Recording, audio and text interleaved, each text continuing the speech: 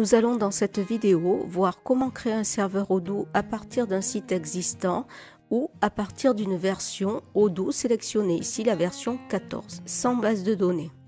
Nous allons restaurer le serveur contenant la base de données sur Plon. Nous complétons le nommage de ce site, par exemple session 2023, et nous quantifions le nombre de serveurs sur Plon à créer. Ici, nous voulons en créer 2, un pour chaque élève, ou plutôt groupe d'élèves. Nous confirmons la création. La icon box incrémente automatiquement les serveurs. Ici, 1 et 2 ont été ajoutés. Le bouton bleu permet de lancer ou d'arrêter le serveur, puis ici nous avons un lien direct vers le site, il suffit de cliquer. La deuxième approche est de dupliquer le site sur Plon une seule fois, puis de dupliquer les bases de données à l'intérieur. Donc ce site va servir uniquement pour la session 2023. Ainsi nous trouverons au même endroit l'ensemble des bases de données pour la promo 2023. Pour agir sur l'ensemble des bases de données, il faut aller dans Manage Database, puis nous cliquons ici sur Dupliquer. Nous nommons cette nouvelle base de données en mettant un numéro, celui du groupe, et nous recommençons la manipulation autant de fois qu'il y a de groupes. Nous pourrons communiquer la même URL à l'ensemble de la classe 2023.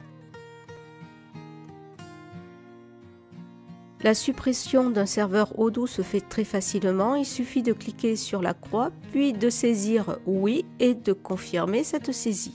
Le serveur disparaît. Nous allons créer un serveur Odoo en version 14 sans base de données. Nous nommons ce serveur session 2023 par exemple, puis nous cliquons sur Créer. Le serveur Odoo version 14 est créé, nous accédons au serveur. Le serveur est vide, il faut créer une base de données ou en restaurer une autre. Avant de commencer, nous allons modifier le mot de passe super administrateur qui permet de gérer les bases de données. Notez ce mot de passe car sa récupération est extrêmement difficile.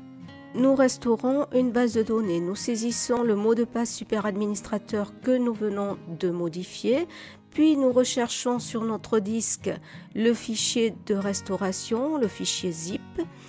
Puis nous renommons la base, ici bio pour la société, 23 pour le millésime et G01 pour le numéro du groupe. Nous cliquons sur Continuer. Une fois cette base de données restaurée, nous pouvons la dupliquer autant de fois que nous avons de groupes d'élèves. À chaque groupe, nous allons incrémenter le numéro, ici ce sera le numéro 2, puis 3, etc. Avant de diffuser l'URL et de travailler sur les bases de données, il convient bien évidemment de vérifier le fonctionnement de l'une d'elles en se connectant. En général, le mot de passe administrateur est admin.